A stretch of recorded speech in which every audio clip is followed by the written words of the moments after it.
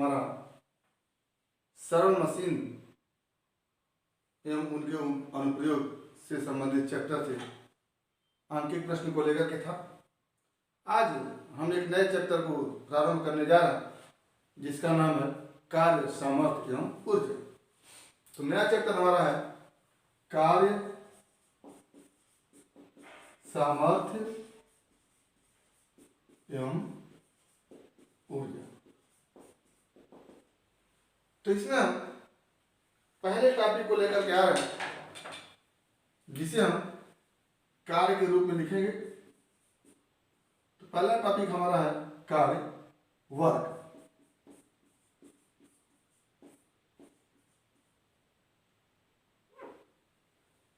तो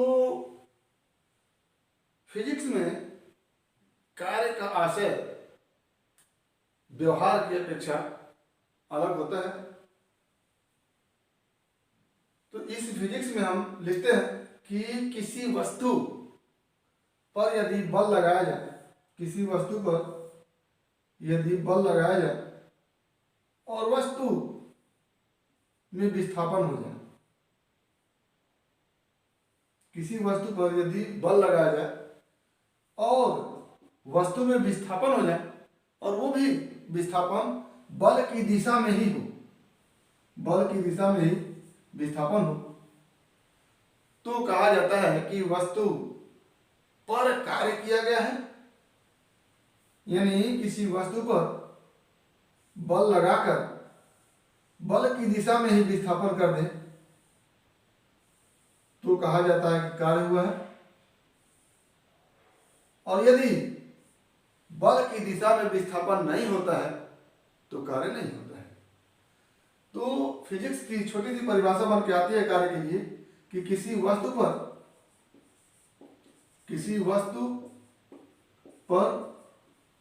बल लगाकर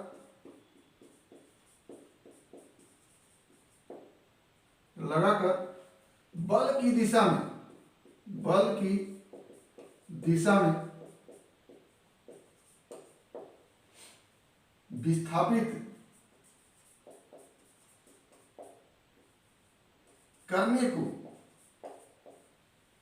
विस्थापित करने को कार्य कहते हैं।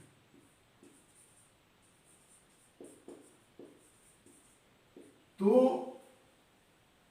यहां पर दो बातें महत्वपूर्ण है। एक तो बल की दिशा में, दूसरा विस्थापित करना। विस्थापन भी होना चाहिए और वो ही विस्थापन बल की दिशा में होना चाहिए। तो नंबर एक क्या है कि विस्थापन होना चाहिए और नंबर दो क्या है, बल की दिशा में, बल की दिशा में। यदि विस्थापन बल की दिशा में है तो कार्य होगा और यदि विस्थापन बल की दिशा में नहीं है तो कार्य नहीं होगा। और इस कार्य की माप, कार्य की गणना कैसे करेंगे? तो कार्य की माप को अगर देखा जाए तो इसको लिखते हैं किसी वस्तु पर किया गया कार्य आरोपित बल तथा बल की दिशा में विस्थापन के गुणनफल से प्राप्त होता है। क्या? किसी वस्तु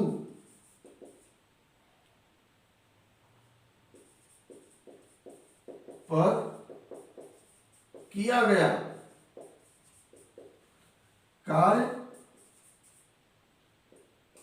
आरोपित बल, किसी वस्तु पर कार्य करने के लिए हम बल आरोपित करते हैं। आरोपित बल तथा बल की दिशा में विस्थापन के गुणनफल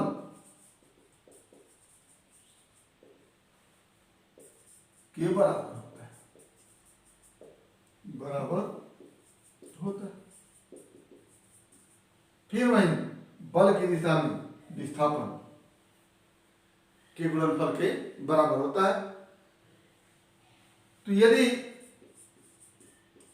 वस्तु पर आरोपित बल F हो तथा बल की दिशा में विस्थापन D हो तो कार्य, जिसको हम W से लिखते हैं, तो W बराबर होता है F इंटू डी, या W बराबर,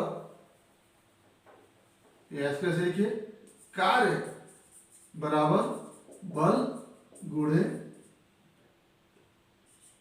बल की दिशा में विस्थापन, बल की दिशा में विस्थापन। तो आपके पास कार्य W बराबर हो जाता है, बल आप F लगाएं और बल की दिशा में विस्थापन क्या हो गया, D हो गया। ये हमारा कार्य का एक सामान्य सा फॉर्मूला बन के आता है, W equal to F into d. अब यदि विस्थापन बल की दिशा में ना हो तो ऐसी स्थिति में कार्य को हम आगे देखेंगे। पहले यहां से हम कार्य का मात्रक एवं विमीय सूत्र देखना चाहेंगे। कार्य का मात्रक एवं विमीय सूत्र, कार्य का मात्रक एवं विमीय सूत्र। तो जैसा कि हम जानते हैं W equal to F into d, ये इसी को हम लिखते हैं बल गुणे बल की दिशा में विस्थापन, बल इंटू बल की दिशा में विस्थापन। तो कार्य का मात्रक अगर हम निकालना चाहें, कार्य का मात्रक बराबर बल का मात्रक न्यूटन लिख देंगे और बल की दिशा में विस्थापन, मात्रक का दिशा से कोई मतलब नहीं होता है, तो विस्थापन का मात्रक हम मीटर लिखते हैं तो मीटर लिख देंगे, न्यूटन मीटर, ये हो जाता है कार्य का मात्रक। लेकिन इसको एक अलग नाम देते हैं, कार्य का मात्रक न्यूटन इंटू मीटर होता है, जिसे जिसे जूल कहते हैं, जूल कहते हैं। तो कार्य का मात्रक न्यूटन मीटर या फिर जूल। और सीजीएस पद्धति में इसका मात्रक, सीजीएस पद्धति में कार्य का मात्रक आर्ग होता है। आर्ग, इसको यहां पर आप आर्ग होता है।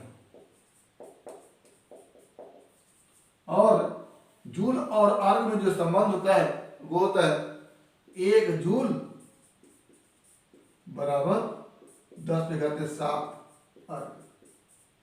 ये हमारा कार्य का मात्रक हो गया। पहला न्यूटन मीटर, जिसे जूल भी कहते हैं। दूसरा सीजीएस पद्धति में अर्ग।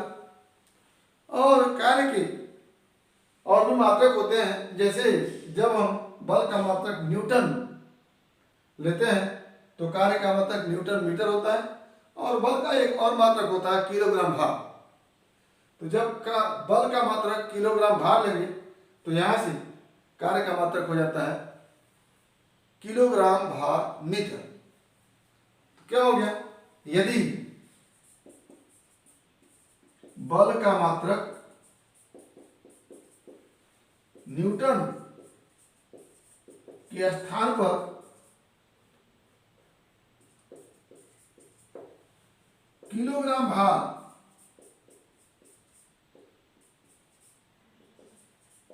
भार ले तो कार्य जहां आप न्यूटन लिखे हैं वहां क्या लिख देंगे, किलोग्राम भाग किलोग्राम भाग गुणे मीटर।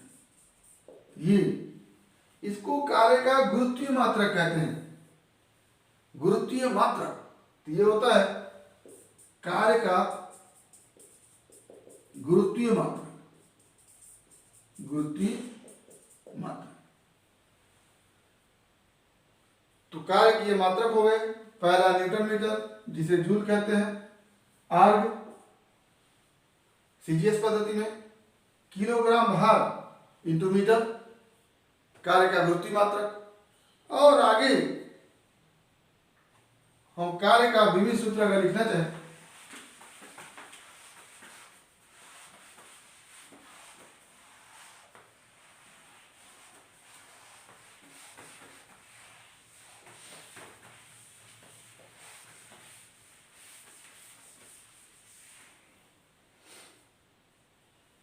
कार्य का विमित सूत्र,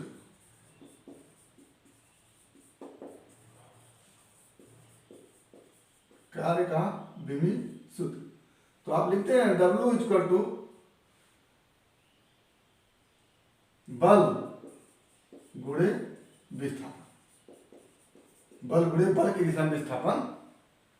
तो बल का विमित सूत्र होता है M1L2 M1L T minus 2 into विस्थापन का विमित सूत्र L1, और दोनों से का आप मल्टीप्लाई कर दें तो बन जाता है M1L2 T माइनस 2। ये हो जाता है आपका कार्य का विमित सूत्र।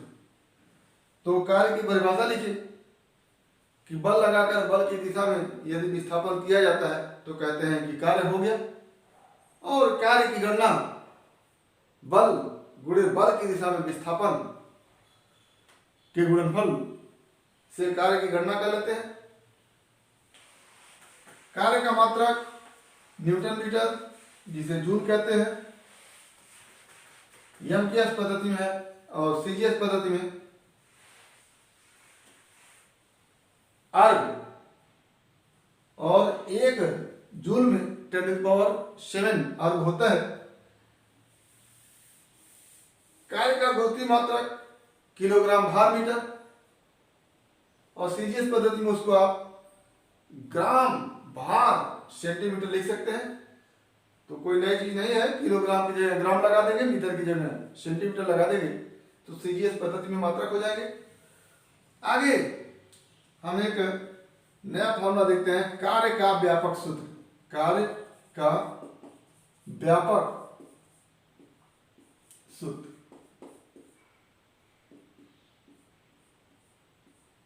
जैसे हमने पहले ही बताया कि कार्य के लिए दो महत्वपूर्ण तथ्य है। पहला तो विस्थापन होना चाहिए, और दूसरा बल की दिशा में विस्थापन होना चाहिए। बल की दिशा में विस्थापन, बल की दिशा में विस्थापन। तो हम बल आरोपित करते हैं वस्तु पर यदि बल की दिशा में विस्थापन न हो, या बल की दिशा से किसी अन्य दिशा में विस्थापन हो जाए, तो जिस दिशा में विस्थापन होता है उस विस्थापन का बल की दिशा में घटक निकाल लेते हैं। जैसे एक फिगर हम बनाते हैं, ये एंगल थीटा है और यहां पर एक ब्लॉक रखा हुआ है।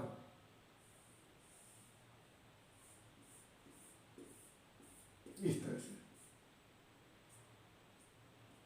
और इस ब्लॉक पर हम बल हॉरिजॉन्टल इस तरह से लगा रहे हैं, यानी बल की दिशा हॉरिजॉन्टल है, और स्वाभाविक सी बात है विस्थापन इस दिशा में होगा।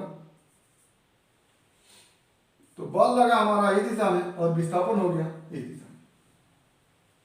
तो अगर हम इन दोनों की दिशाओं को इधर लेकर गए तो ये बल की दिशा हो गई और ये विस्थापन की दिशा हो गई। दोनों के बीच का कोण ये थीटा है। तो हमको विस्थापन बल की दिशा में, विस्थापन बल की दिशा में चाहिए। तो इस पूरे विस्थापन, यदि विस्थापन डी हुआ है तो इस पूरे विस्थापन का बल की दिशा में कंपोनेंट घटक निकाल लेंगे और उसको निकालने के लिए हम इस विस्थापन को एक बल की दिशा में घटक और दूसरा उसके लंबवत घटक में वियोजित कर देते हैं। और चूंकि बल की दिशा हमारी ये है, इसी दिशा में हम क्या निकालेंगे, इस डी का घटक निकालेंगे। तो इसके लिए आप लिखते हैं, चूंकि ये दिशा आधार की दिशा है, ये दिशा कौन सी दिशा है, आधार की दिशा है, तो आप चूंकि cos थीटा में आधार आता है तो cos थीटा इक्वल टू लिखेंगे आधार बटा कर्ण। हमको आधार की दिशा चाहिए, तो अगर कर्ण दी है तो cos थीटा इक्वल टू लिख देते हैं आधार बटा डी। आधार इक्वल टू आ जाता है डी कॉस थीटा। तो आधार इक्वल टू आ जाता है डी कॉस थीटा। तो ये हमारा बल की दिशा में जो डी का घटक है वो डी कॉस थीटा है।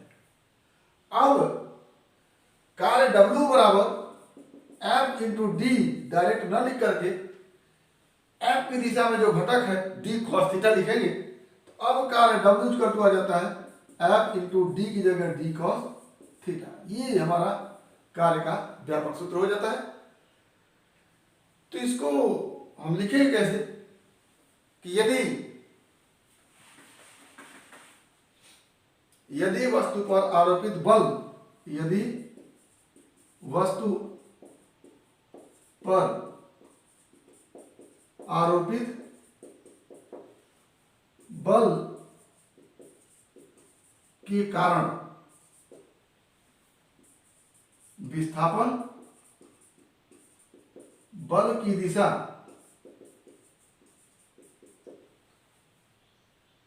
से किसी कोण पर है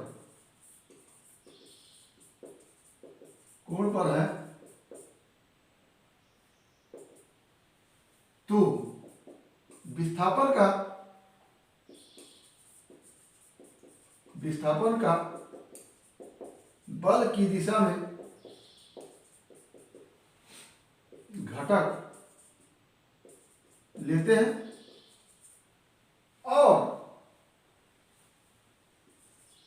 और इसी घटक का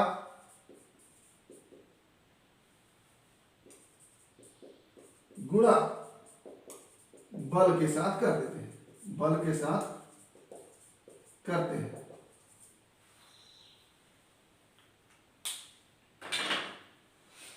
चित्र में आरोपित बल की दिशा से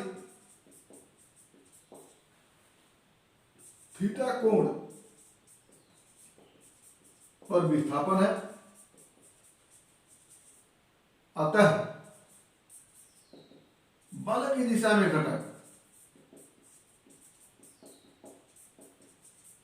घटक डी कॉस थीटा होगा।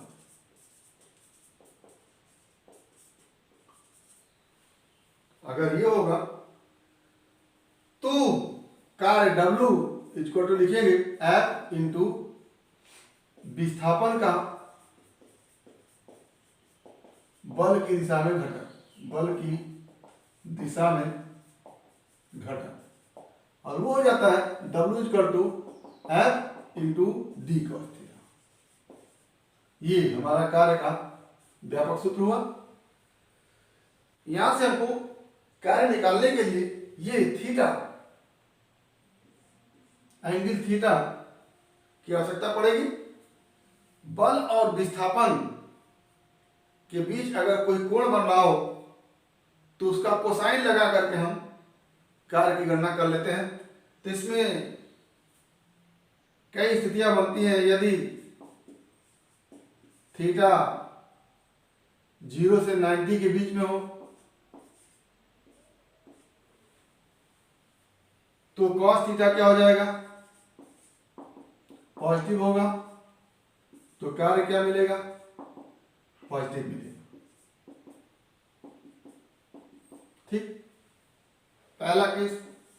दूसरा केस, यदि थीटा बराबर 90 हो, यानी बल जिस दिशा में लगा रहे हैं विस्थापन उसके लंबवत हो, तो ऐसी स्थिति में W इक्वल टू लिखते हैं F into d cos theta, और थीटा का मान हमारा क्या हो गया 90 डिग्री, तो W इक्वल टू हो जाता है F इंटू डी कॉस 90, और ये क्या हो जाता है 0।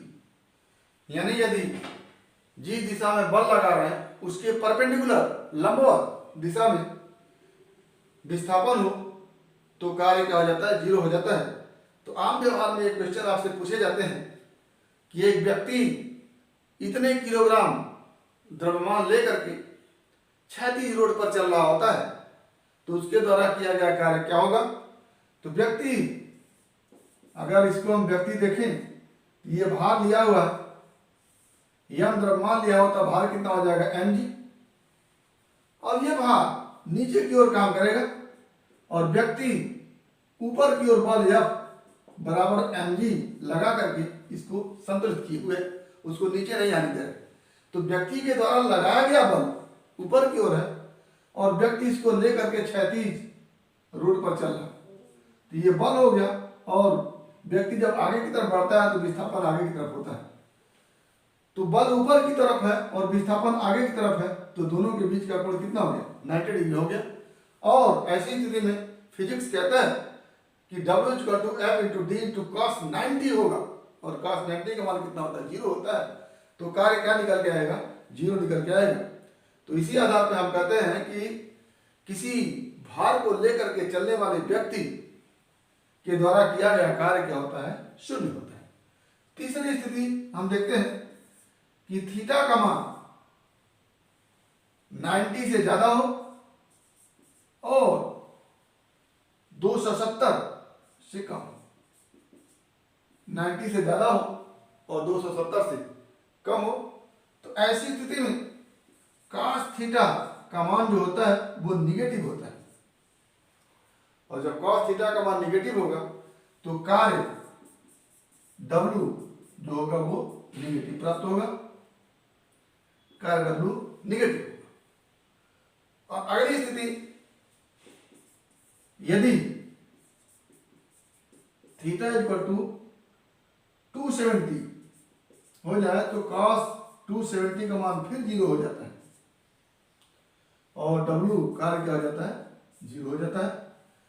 तो cos 90 पर कार्य 0, यदि बल और विस्थापन के बीच का कोण 90 हो तो कार्य 0, यदि बल और विस्थापन के बीच का कोण 270 हो तो कार्य 0, और अंतिम स्थिति है यदि थीटा का मान थीटा 270 से बड़ा हो और 360 से छोटा हो, तो ऐसी स्थिति में cos थीटा का मान क्या हो जाता है पॉजिटिव होता है, और कार्य W इक्वल टू क्या होता है पॉजिटिव होता है। तो कार्य निर्भर करता है किन तथ्यों पर, बल पर, विस्थापन पर और बल और विस्थापन के बीच के कोण पर। तो इस फार्मूले के आधार पर हम विभिन्न स्थितियों में जो कार्य होगा उसको निकालेंगे। तो आज हमने कार्य के विषय में देखा कि कार्य कहते किसको है, कार्य का मापन कैसे होता है, कार्य के लिए फार्मूला क्या होता है, कार्य का व्यापक सूत्र F into d cos theta होता है, और किस स्थिति में कार्य होगा, किस स्थिति में कार्य नहीं होगा, और किस स्थिति में कार्य पॉजिटिव होगा, किस स्थिति में कार्य निगेटिव होगा। इन सब तथ्यों को देखा। उम्मीद करते हैं कि तथ्य समझ में आया होगी। अगर किसी प्रकार की कोई समस्या होगी तो आप हमारे YouTube चैनल के कमेंट बॉक्स में कमेंट करेंगे, या फिर हमारे व्हाट्सएप नंबर पर कॉल करके आप अपनी समस्या का समाधान करेंगे। और यदि वीडियो क्लिप पसंद आया तो प्लीज़ लाइक करेंगे, शेयर करेंगे, साथ ही हमारे YouTube चैनल को सब्सक्राइब करेंगे, ताकि इस तरह के वीडियो क्लिप का नोटिफिकेशन आपको मिलता रहे और आपकी फिजिक्स की तैयारी होती रहे। तो आज बस इतना ही। अगला टॉपिक अगले वीडियो क्लिप में।